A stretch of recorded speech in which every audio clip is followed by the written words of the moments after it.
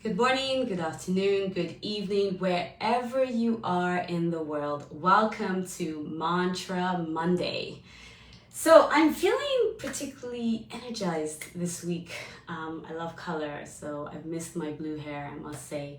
And there's something about color that just brings this new zest of life and energy into me. So if you're into color therapy is a real thing, and just use a little bit of color to boost yourself. Have a mindful moment today by enjoying the colors around you.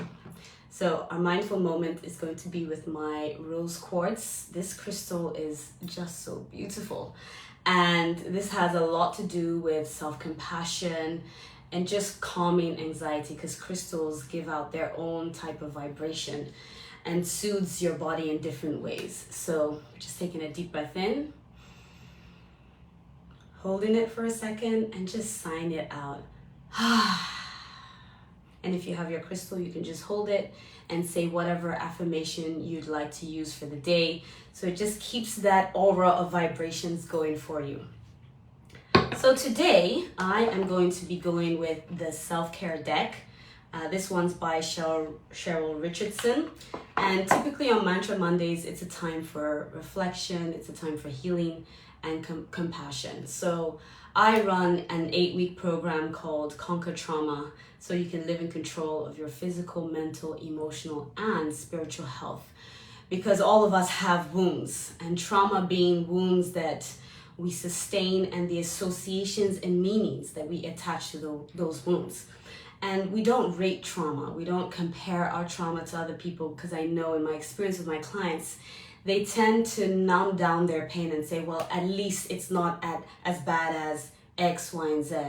But your pain is your pain, and a wound is a wound. So whichever way we look at it, it needs healing. So what I do is I give an 8-week program where we look at your lifestyle analysis, we look at inner child healing and generational trauma, because trauma is weights that we carry. It's the burden, whether it's conscious or unconscious. And there's a lot of generational patterns that we have that move within us. Even this week, just with myself, I found myself feeling a sense of rage towards a certain situation. And typically it's something that I know that goes back in my ancestral patterns, this particular trigger. So I like to focus on triggers as your teachers for healing, for nurture, and for growth.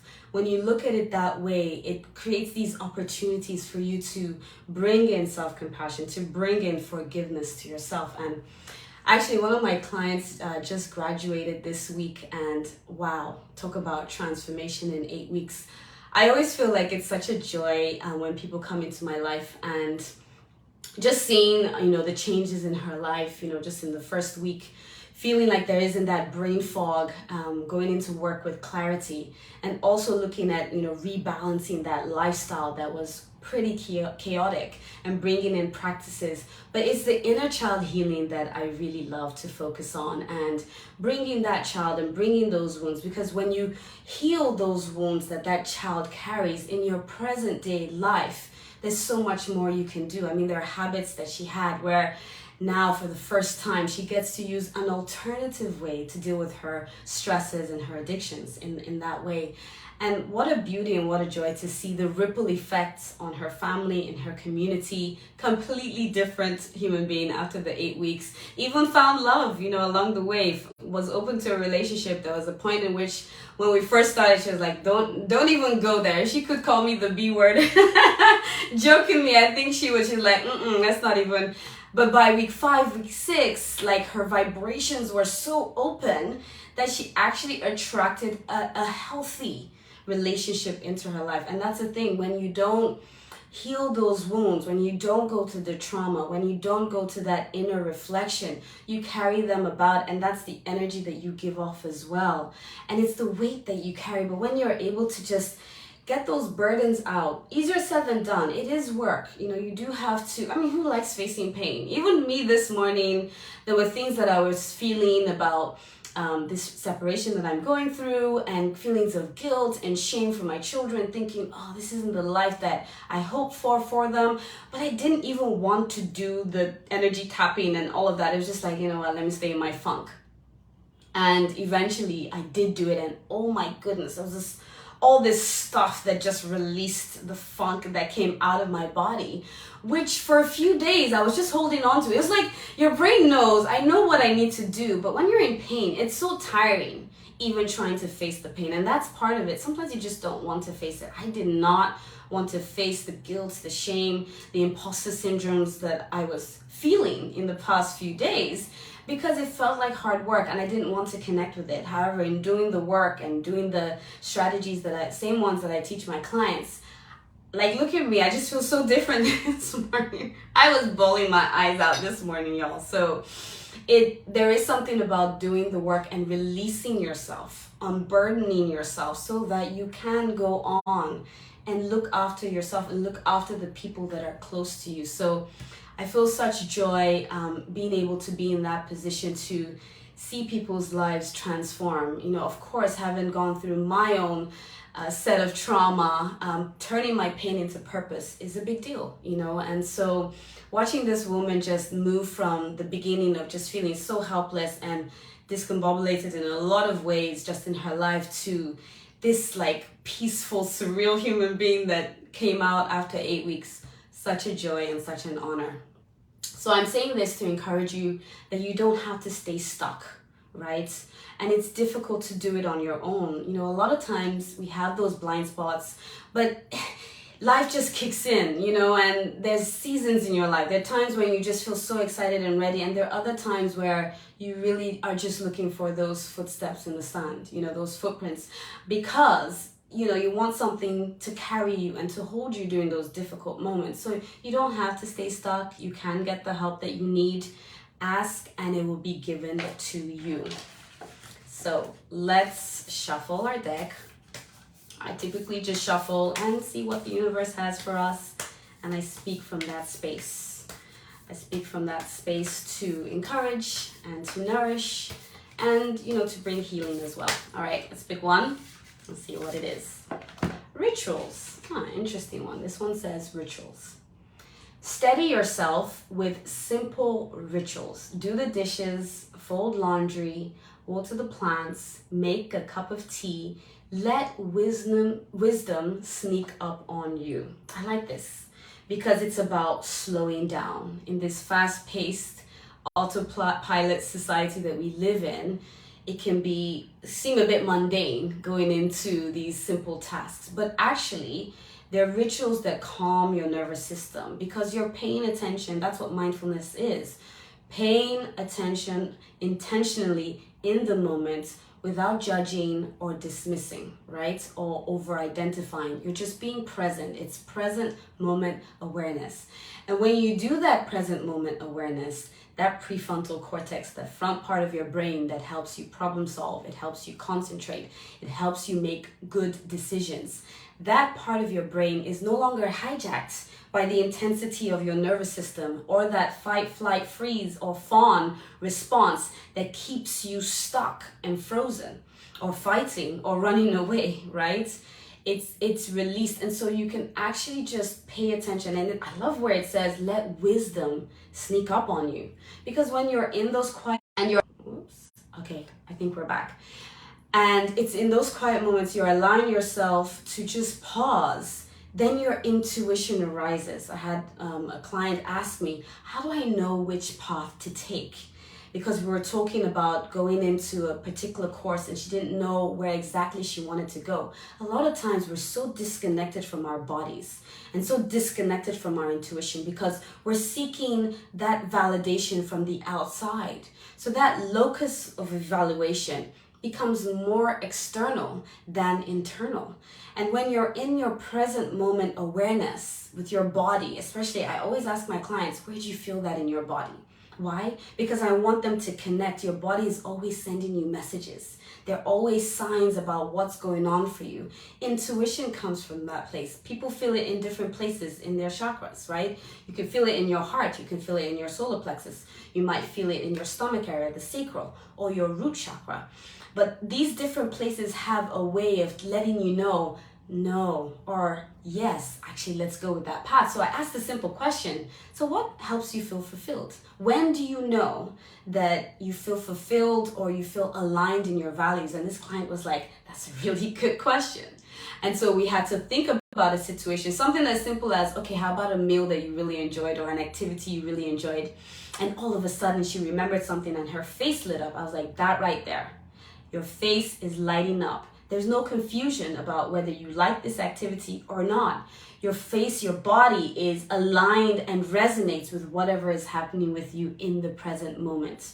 So when you slow down, you do these rituals, these mundane tasks, so to speak, it helps you connect with yourself. It helps you connect with your intuition, and then wisdom can sneak up on you. I like that. And so in the process of doing that with this particular client, she was then able to think through, okay, so my body feels like this when I feel aligned. And when it's not resonating, something else happens. Maybe it might be a gurgle in your stomach, or it might be a headache, or it might be a certain shoulder pain. But your body will tell you what vibrations work and what they don't. And obviously there are other things we did together, but I was able to help her get to a space where, okay, so with this decision, with your nervous system calmed, think through what resonates and what doesn't, and then call on your spiritual guides to also help you, because we're not here to do this alone. You know, there's guides who are there who whisper sweet nothings into us also about the purpose and the plan for which we were brought on this planet. So rituals, think about your rituals today. I love rituals because it's a sense of familiarity. And it's the simple things, you know, when you're washing your dishes, yes, your mind can go and wander, but there's something about just slowing down and doing these tasks and paying attention that actually helps your nervous system, because we are in the world full of so many technical things. This is great for kids as well. They need to do the practical work, the little simple things, just to bring them back to earth and to ground. So allow yourself this week. I always say, one simple thing every day, because our minds want to catastrophize and worry about tomorrow. And that's what your brain is supposed to do, because in that danger response, it's trying to think about solutions to the problem. So it's that what if brain kicks in. But like a snowball, it builds and builds and builds. And before you know it, you're in this space where you're just thinking, how did I get here? And you're so worried and you're so anxious about what is to come.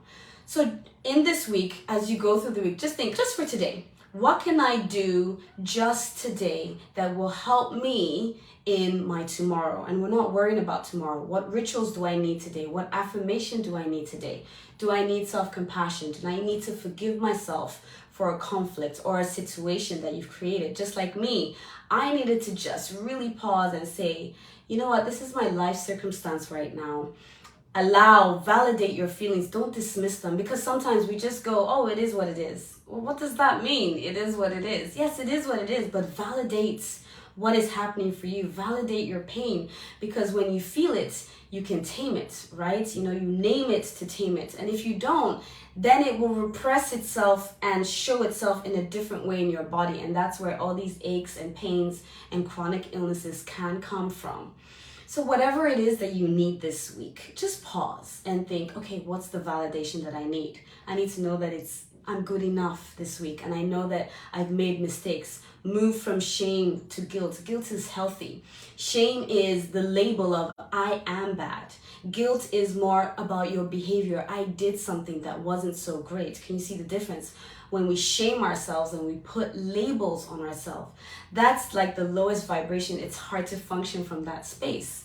So validate what you feel guilty about. Put it in the guilty box of the behavior. So you don't say that the essence of all of you is just this bad thing. No, you did something you're not proud of. Validate that in the guilt criteria. Remove the shame from, I am such a horrible person. I am so vicious. I'm so sad. Whatever that is. And move it to, I'm good enough. I'm powerful. I'm strong. I'm courageous. I aim for progress and not perfection. Whatever you need, tap yourself into that, feed that into your spirit, and know that at any given point, this too will pass. It will pass, and you will have seasons of joy, seasons of peace, seasons of fulfillment in your life, alignment as well with what you're called for. You are a gift on this earth. We all are. We've come here with something unique that nobody else can offer. Tap into that and lean into it, whatever that is for you. And I hope you have a wonderful, wonderful week. Reach out to me if you would like any type of coaching. I focus on trauma. I focus on inner child healing, and we do it in a very playful way. Sometimes I even ask people, bring your favorite superhero, and we just play, and we use this as a language to talk about our pain, because some of these things are things that you probably have never spoken to people about. And I get that a lot with my clients. There's this hesitation, and look, this is a shame-free place. This is a place where you get the weights off your shoulder so that you can live, like really, really live with peace. Wake up in the morning knowing that you can be refreshed because you don't have all those burdens around you. So reach out if you need to. Inbox me, DM me. I have all kinds of links everywhere, and I'd be very, very happy to support. Have a wonderful week, and I'll see you next week for Mantra Monday.